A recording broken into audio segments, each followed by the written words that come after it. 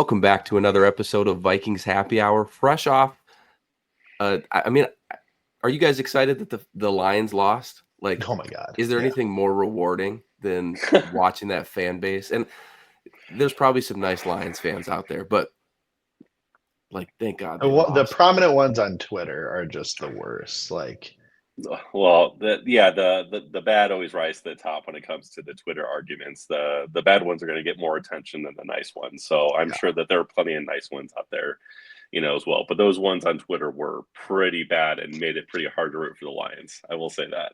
It's like you want to root for the Lions. They've been bad for one season. I did, them, but yeah. Since then, it's been awful. I grew up in Toledo, Ohio, where I'm at. So that's about 45 minutes away from Detroit. So I know a ton of Detroit Lions fans who have suffered their entire lives. And I was kind of wanting to feel good for them. But at the same time, like when those fans just get too cocky too early, I was okay with the early exit. Well, I think if anything, when I was kind of watching Detroit, and I've seen people say like their window's closed now because, and I don't know if I necessarily believe it, but they got guys that are coming up on contracts. They need to, to pay them. And Jared Goff takes up some money too. And when I heard that, I was just like, that's the same reason that we can apply to Sam Darnold. Like why we should not be re-signing him. Like you just cut that window close. And by the way, Nick, I see your shirt like barely. Yeah, it's the JJ shirt. I just want to. So yeah, it's just sitting there. Incredible. Well, we had some off-season pressers from Kwesi and KOC this past week. People tried to read into them a little bit too much, but what do you guys glean from those? Did you take away anything? I think that the big conversations right into your offensive line, JJ Darnold. Nick, what did you take away from that? I would say the first thing and the biggest newsy item, other than them announcing that they're giving that ERFA to Jalen Redmond before the presser, was that JJ McCarthy's back in the field and training and throwing. And so I think that there was a lot of talk from around the league and fans saying that if JJ's not ready for the offseason, or if he's not going to be ready by training camp, or if he's not going to have a full offseason, then, that's why you need to bring back Darnold. And so, being able to start from the baseline that JJ McCarthy is going to have a full offseason from, April all the way through training camp, assuming that there's not any other, relapses from the injury, really kind of takes that, the injury out of the equation moving forward, because he's not going to probably have any limitations on that by the time when those practices really matter. And so that was kind of the biggest takeaway. I mean, if I were to attempt to read through the lines a little bit, and maybe you guys can give me your sense if you thought this too, was give us a hot take. They want to leave every single door open to JJ McCarthy winning the job in training camp. So I tried to do some logical deductions based on that, because they both talked about, they kind of dodge whether like is JJ McCarthy, week one starter if he's going to win the job. They didn't say that, and nor I didn't expect them to say that. I didn't expect them to say anything about Darnold either. But they were at least talking about like, yeah, if he has a good offseason, like he could win the job. That was basically the sentiment. Right? And so if you are logically deducing that, if you bring back Sam Darnold in a multi-year contract, then he's the expectation that he's going to be the starter. If you bring him back on a franchise tag and you're paying him $40 million, you're not paying $40 million to a backup quarterback, on your roster. So the only logical deduction I think that you can make if you're leaving that press conference, if they were truly open to JJ McCarthy being the week one starter, which it seems that they were, is that Sam Darnold's not back on the team. Because in any situation in which Darnold is back and you're paying him so much money, he's got to be the heavy favorite to be the starter, or else fans are going to be come around to August and be, why are you paying Sam Darnold $40 million to be a backup quarterback? And I guess someone could argue, like, you could sign Sam, and if JJ wins the job, you can trade Sam Darnold in August. But by that time, every team's kind of got their quarterback situation figured out for the year, and your trade capital is going to be, very limited. It's not a good situation for Sam. It's too much of a risk for the Vikings. And so, my biggest takeaway and my hot take was coming out of it is, if they're excited about JJ, if they say he's going to be healthy, and if he's going to have a chance and they're open to him winning the job week one, then there's really no way that Sam Darnold can be back, moving forward. So what happens from there and how they use Sam, if they can tag and trade, that's all up in the air. But it seems like JJ McCarthy is huge part of their plans, and that we're looking at a 2025 JJ McCarthy season. So is that too hot? I mean, I know that you guys. I don't know if it's hot enough. Yeah, you guys. I know where you guys feel about this whole seems topic. like basic logic to me. Yep. Actually. Yeah, I know, but for some reason, coming out of it, whether it be the beat or a lot of fans or the national media, they took that and said, "Oh well, we don't know," or they didn't say Sam was going to be gone. Well, that's going to hurt their trade negotiations if they're trying to do a tag and trade. So it didn't seem like we were going to get that coming out of here. So. Right. I just don't see any way in which they kind of talked about JJ, how excited they are, how healthy he is, how they think if he has a good offseason, he can be a good starter. And Kwesi even had a thing saying if he ends up being the week 1 starter, that's something that we'd be confident in. And just like, what are we doing here? Why is this still a topic? Like, we know what's going to happen from here. It's all about just not being too transparent about it because they have to negotiate, in Indianapolis at the combine. So that was my takeaway. So I'd love to hear what you guys think. Ryan, I'll let you go. Yeah, I mean, I guess I didn't think about it in that much depth, I suppose. I guess the way I looked at it, just listening to the press conference, was they're sharing good news about JJ to get the fan base excited about JJ. I mean, I think that was just kind of more so my takeaway of they did not have to say, oh yeah, he's actually in the facilities right now doing the hip. I think they said that he was doing the DAC hip drill to kind of strengthen those hips in the case that he's going to be throwing the ball like that. So that was information they did not need to share that they openly did share. I think that's just to get people maybe calm down in the, to your point around the injury and making sure that people understand that he's on his road to recovery. But also you're not going to be overly committal one way or another because to your point, you're going to lose leverage in any sort of discussions there. So from the JJ Darnold discussion, that's really kind of what I took away. Outside of that, KOC, his presser, I thought was a little bit more interesting than Kwesi's. Kwesi's is always good. I love listening to the guy talk. I just never know what information I should be taking away from that because he does do the GM talk quite well. But from the KOC side, I think the only other big talker I think that's been around Twitter or just in the Viking sphere was the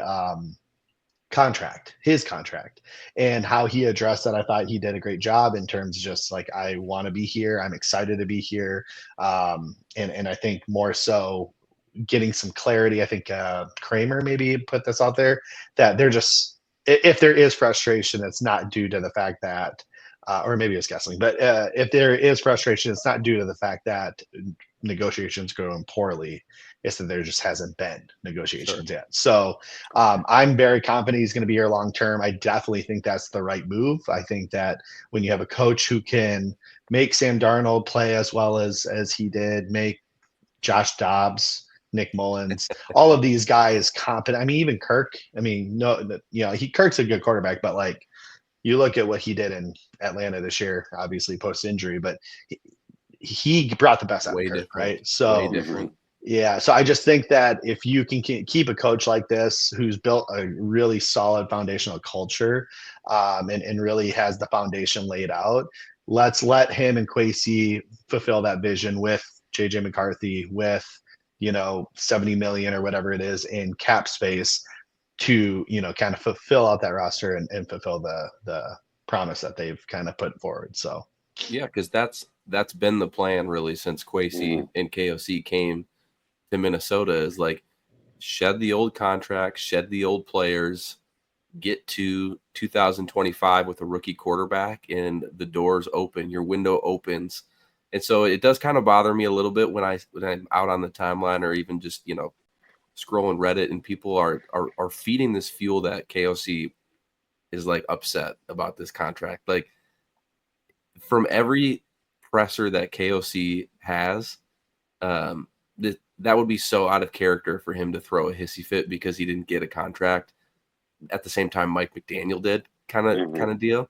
Like, and the way that Justin Jefferson carried himself through his contract negotiations, I feel like KOC would probably do the same thing. So we're just at that point in the offseason where everybody is just gonna like nitpick these stories, and it's gonna be brutal until some of these things get done. Like this Sam Darnold thing, I know we started off with it, and I know we all are aligned on the kind of how that's gonna transpire, how we hope that transpires. But like, you know, how many more times can we talk about Darnold and what he could bring to the Vikings or to another franchise, and the KOC contract, and so the only smallest thing that interests me about what the are you adding? KOC contract thing is there's been some very light and subtle hints from a few of our esteemed members of the beat about some potential discussions about the power dynamic between KOC and Kwesi. See, I saw that. So you whether have it be information on it, like not like details, but Alec Lewis, friend of the show, he kind of started this whole thing, and it really caught my attention. He did I think his last Alec Luke show, which everyone should check out. Great new show that he's running. But he alluded to he said, like, I don't want to get into it, I don't want people reading into it, but he's just like, whenever there's a new contract being discussed, you know, there's often sometimes discussion about power between GM and head coach. And he was trying to suggest that, you know, maybe Kevin O'Connell might want a little bit more control over the roster or some sort of dynamics with the front office. And then Ben Gessling on Access Vikings came around and alluded to some of the similar thing, which might be part of the contract renegotiation. So I think that the baseline for Kevin O'Connell contract is he might be whatever. If he's a little flustered, they didn't get the deal as early. You know, I think that blows over pretty easily. I think he wants to be here. I think Trace Armstrong, his super agent, which represents a lot of, you know, coaches and GMs in the NFL, you know, is probably stirring up some stuff with Jay Glazer, you know, trying to get, you know, negotiations happen, trying to make more money, all that stuff. All that kind of is just like part of the game. Sure. But I think there is a real dynamic here where if Kevin O'Connell wants some more power within the office, that might be a thing that might be a sticking point, you know, with the Vikings and with Kwesi. Now, what is the power that he's seeking? Because for all intents and purposes, it really seems like, you know, Kwesi and Kevin O'Connell get along. I've never noticed any sort of suggested tension between the two of them. Twitter would say that they didn't do the presser together this offseason. Well, yeah. and I will say too, though, like watching both pressers, right? Like, in specifically KOC's, he was like praising and thanking a lot of people in the building, but Kwesi's name never was mentioned in the praise. I mean, my gosh, he praised the owners. Are you sure? I'm like quite sure, because I remember listening to him being like, I wonder if there's a rift between those two, because he didn't mention him in the contract talks, and obviously Kwesi is involved in that, right? I mean, that's right. Like, I don't know. Like, obviously, the owners got to approve the money, but that would be a good. That would be, I don't know. That'd be a good question to ask. But I think part of it is, maybe it's the drafts. Maybe whatever it is. I thought I heard Kevin O'Connell say thank Kwesi and the staff over there. We're gonna look for all the work. Or the dude. Yeah, he might have. I just remember listening to it, specifically around the contract talk stuff. Yeah, and but I don't think, or at least let me throw this out here, because this is a hot topic that still burns at my core. I think that if Kevin O'Connell had control of the 53-man roster, Kirk Cousins would have been back this past year. And so, you know, as much as I love Kevin O'Connell to death, I think I do have a small sticking point. Now, I'm not thrilled with Kwesi and his drafts, but when it comes to understanding, you know, the analytics around roster building and, you know, clearing up the cap and understanding windows and his ability to work collaboratively and understand probabilities and, you know, everything that he's trying to do is like next level. It's like, I love all that stuff. And I think if you just listen to him, he's got the right mindset. So I want Kevin O'Connell to feel empowered, you know, there and part of those conversations. But at the same time, like, I am a little worried that, Kevin O'Connell, if he were to get control, it wouldn't be the best thing, for the Vikings, and keeping Kwesi, overarching, looking at all the bigger picture stuff would be for the best. So that's the only thing that pops up here is, I hope if that's something that Kevin is seeking, just pay him a few extra million and tell him, just be happy with how it is now, and just kind of, keep the structure, the state the same, because I really like directionally where the Vikings are going. But like I said, that would be the only small thing that I would be concerned about as part of these negotiations. I would say too, like, when it comes to like coaches wanting a little bit more control over the roster, when you're winning, I don't think that it really matters so much. So like coming off a 14-win season, like sure, Kevin O'Connell's probably like, yeah, I'd maybe like a little bit more of a say in the roster construction. Though I'm sure his voice is heard. It's much like, to me, I'm thinking back to like Zimmer and Rick. Like when things were good with those two, like things were fine. But when Rick went rogue and just completely didn't listen to Zimmer, that's kind of when everything blew up. And so hopefully we don't get to a situation like that. Well, hopefully McCarthy's just the guy, and we can just ride off into the sunset to multiple Super Bowl wins and build statues of both of them outside of US Bank Stadium. I mean, there are specifics. I mean, I can foresee sticking points. I could see what they are. I mean, like if Kevin O'Connell comes and, at the end of his year at last presser and says, we need to fix the interior of the offensive line, especially because let's just say Kevin O'Connell can't fix the run game. That's one of his biggest weaknesses as a, offensive guru is the run game has just been pitiful the last few years. And so he's probably looking at it from the standpoint of, all right, well, let's just make it foolproof. Kind of like, when Rick Spielman said, let's bring in Kirk Cousins, because I can't get the quarterback right. So Kirk O'Connell. Kirk O'Connell, that's brutal. But, so Kwesi or Kevin O'Connell's like, let's just fix the interior offense line and it'll make my job a lot easier. Well, if you understand the analytics around roster building, it's not necessarily a smart idea to invest, money on the interior of the offensive line, or at least that has not been the popular view among the analytics community. And so, you could see, Kwesi wanting to continue to do patchwork stuff. And he even alluded to that, in his presser when he was talking about, well, maybe it's someone improving on the roster that you have currently, or there's all other solutions other than, getting Trey Smith, right? Maybe he's thinking, they switched Walter Rouse to guard, this year. Maybe he's thinking, oh, well, let's give Walter Rouse a shot, just like they did with, Blake Brandel this year. And so, like, I don't think that that's necessarily what, Kevin O'Connell has in mind when it comes to fixing the interior. So I could see the kind of the cracks that would exist, between the two of them a little bit on the edges. But, I really hope that they're able to get those resolved. Yeah, for sure. I mean, I don't know the answer to that question.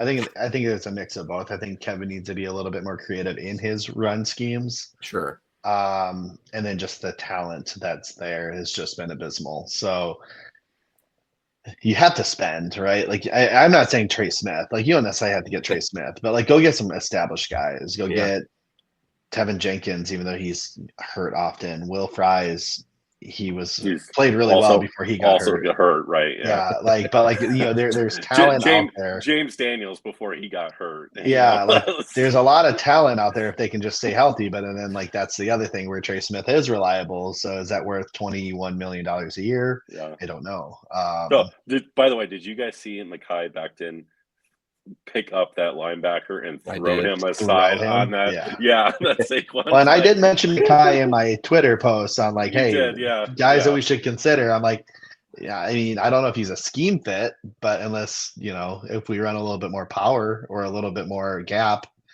he'd probably be better fit there. I don't know. That's how often he can get out and move, but they'll have to figure something out.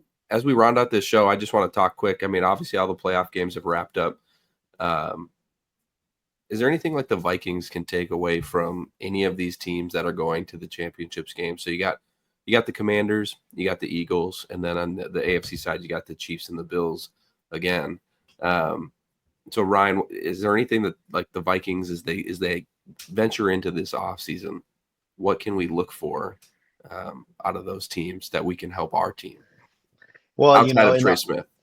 Right. I said this in our little DM group chat that we have, that I thought the Commanders gave the Lions a tough matchup, and I think how you can help neutralize teams like the Lions or any of these like kind of high-powered offensive teams is ball control, and I think that's what the Commanders did in the Bucks, who had one of the best offenses in the league this year.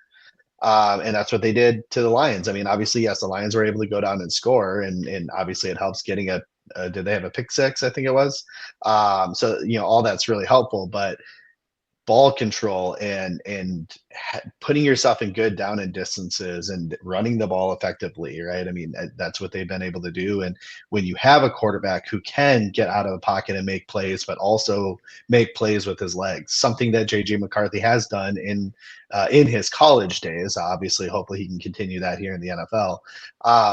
I think there's not a blueprint per se. It's just that's how the Commanders have been able to be very successful this year in general. Is they control the ball, and that's really actually what the Eagles do really well, and that's what the Ravens have. I mean, I know they lost today, but typically that's what they do very well. It's that ball control game. You can have explosives off of it, but it's breaking down the will of that opposing defense by, gosh, we finally got him to 4th and 1, but like, can you stop a 4th and 1? Yeah. And does your coach have the balls to go for it on 4th and 1, even if it is on the 45-yard line and it's early in the game? I did see something interesting, by the way, on that fourth down comment. The Vikings have gone for it the least on 4th and short, like in the NFL. I think it was like 13 times. That's all they went for it. Which is, to your point, like. Well, and I think part of that is we were up a lot in a lot of those games, and sure, you're going to punt it away if you're up by quite a bit. But part of it is, maybe playing a little bit more conservatively, not trusting your run game, because 4th and 1, you should either be some sort of QB sneak tush push type thing or a power run up the middle, right? And we just don't have either of those abilities with the quarterback that we had, the offensive line we had, and the running backs we had. No offense, Aaron Jones, great year, but he's not a power runner. No. And, you remember when we tried QB Cam Akers isn't really even a power runner either. I mean, he's a patient runner. He's got some power, but I mean, he's not going to be a bowling ball. Yeah, I imagine just trying to push with Garrett Bradbury. I mean, it's just not a winning proposition. I was going to say with Brandon Powell. Remember when they did that last year? Oh, I lost my mind when they did that against the Bengals. Yeah, I couldn't understand it, but I would agree. I mean, I think Alec Lewis had a great tweet today. It basically he's talking about run success rate among the playoff teams, and I think that all 4 of these remaining teams are in the top 10 in run success rate, and and the Vikings were 17th this year, and so I think Ryan nailed it. Is when you get to the playoffs, it's like who can win in the trenches, and then also like. The other thing is, like, at the end of the day, when you get to this point in time in the playoffs, you're dealing with these, essentially demigod quarterbacks. And the only way to really disrupt them, because if you just give them time, is to pick them apart, is that you need to pressure them.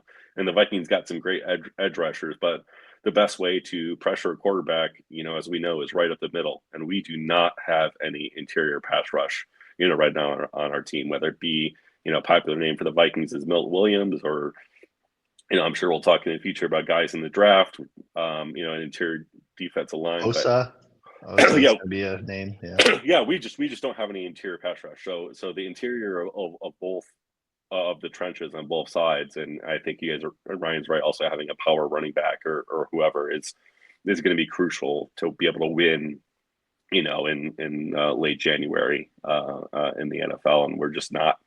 We're built to win a lot of games in the regular season, but we're not built to win in late January right now. Yeah, I also feel like our I love the team culture that we have. It's very like together. We need somebody on the team who is going to punch back, if that makes sense. Like, I just don't feel like we have enough feistiness to our team. And so hopefully we can bring somebody in who can provide that, just that level of feistiness. I think that's crucial in a team. Well, JJ McCarthy doesn't know how to lose, Matt. That's true. As you know, what's he lost like 3 or 4 games? We don't need to bring in high somebody in. He's not starting yet.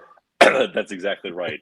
When someone's quarterbacking the team and he doesn't know what it's like to lose, I think that's going to be kind of helpful for the culture as well. That's true. That's a good point. Anything else from you two as we kind of wrap up this show with the pressers and whatnot? I know Ryan's itching to get out of here and go to Mexico.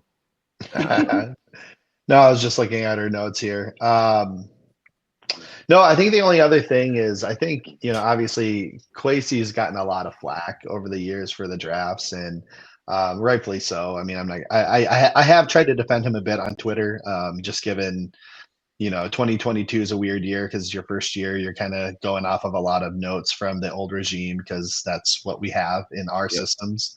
And whatnot, and then obviously that was a complete flop. I don't think there's one good player in that, Naylor, I guess. Yeah, and also buying players for a completely different defensive scheme. Right. Not that those players were good, but definitely when they switched over to Flores, it didn't help. But yeah, keep Right. going. Yeah. So I mean, you have Naylor, you have Asamoah, who is a special teams contributor, right? Like a solid one, but like that's what he is at this point in his career. 22, or 23, I should say. You had Addison, great. Obviously, Mekhi Blackman looked the part. And then this year, a lot of people, and let me get full circle here. A lot of people have been complaining because you're watching Jared Verse just rip up this league so early in his career. And I just want to, I guess, give Dallas Turner some grace here. He's 21 years old. He's not 22 yet. Verse is 24. He's got 3 years to be able to match that level of production. And he had to sit behind 2 Pro Bowl players, one second-team All-Pro. Trying to get on the field. Obviously, Pat Jones made it on the field. Pat Jones had 7, I think, sacks or whatever it was. So, yes, there was room for improvement, absolutely. But I want us to just be patient. Let's not write off Dallas Turner, who was by far and away, I think I had him as my edge too, but by far and away, probably the most talented or highest potential player in the defensive position in the draft, given his age and his athletic skill set. Let's just give him some time. It wouldn't be me if I didn't bring up, the edge rusher is one of those top 5, probably highly paid positions in the NFL. And if we give him the 3 years of grace to match Jared Verse, by the time he actually does produce the way that Jared Verse is producing now, we won't have his rookie surplus value anymore. So I just want to point that out. So of course, but I'm just the whole point is he will he still can be that good by that age, Oh, 100%. And I think that this next year is going to be huge for him. It sounds like from the way that he is approaching his situation in the locker room, he fully understands. He's fully ready to learn. He's completely bought in. He needs to add weight. He needs a good full off season to do things. They've also, I think Jared Verse was basically just asked to be a pure rusher this year, whereas they're asking Dallas Turner to become a complete. I don't want to make a comparison quite yet, but Micah Parsons type player where you can play, not only on the ball rushing but off the ball as well. You even have that interception, this year too. So you're instead of what Jared Verse is doing, which is very simple, see ball, get ball, see quarterback, get quarterback. They're asking a lot of Dallas Turner, and that, and the Flores defense, they purposely bring in a lot of veterans for that because it's complex and difficult to manage. And so not only is he trying to grow physically, he's really trying to grow mentally. And like I said, they're asking a lot of him. So, give him a full off season, let him get stronger, and let's see if he's a much improved player next year. And if he's still struggling next year, okay, that's fine. Let's talk about red flags. But I think they have him on the right track. That's a good person for Jack, our all 22 guy, to take a look at this offseason. Speaking of Jack, he'll have an episode out later this week of the unsung hero of the Vikings offense. So stay tuned for that. I don't want to spoil who it is, even though I already know. But I think you guys will find it interesting. So that'll be next or later this week. I always love seeing more stuff about Josh Oliver. Well, you don't know. You don't know. I don't know. I have Josh. no idea who it is, but that's my guess. It's Dalton Reiser. No, I'm just kidding. But no, that'll come out later this week, and then hopefully Ben Gessling maybe next week. That's who I've been talking with. So we're working the phones. We're getting the guests back. But yeah, it's the off season, so we're gonna just keep hitting home on some of the same topics. But we'll start diving into some free agents and draft prospects in the coming weeks here. So Ryan, have fun in Mexico. Nick, have fun wherever you are right now. Drinking beer in Columbus. Perfect. Wouldn't want it anywhere, anything else for you. So until next time, everybody, Skol Vikings.